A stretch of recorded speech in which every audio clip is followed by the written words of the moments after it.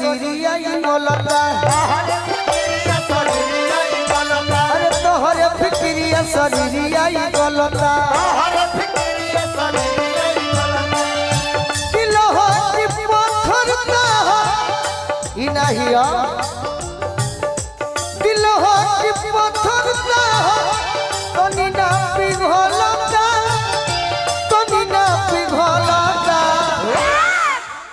मन चाहे मत मन तोहर से प्यार बा मन चाहे मत मन तोहर से प्यार बा दारू के भैनी तब तोहर इंतजार बा तोहर इंतजार बा ओकर जवाब बा वो तो हमनियों के माने हमारा रवि के माने सही है। अरे तोहरे फिक्रिया शरीरिया बोलता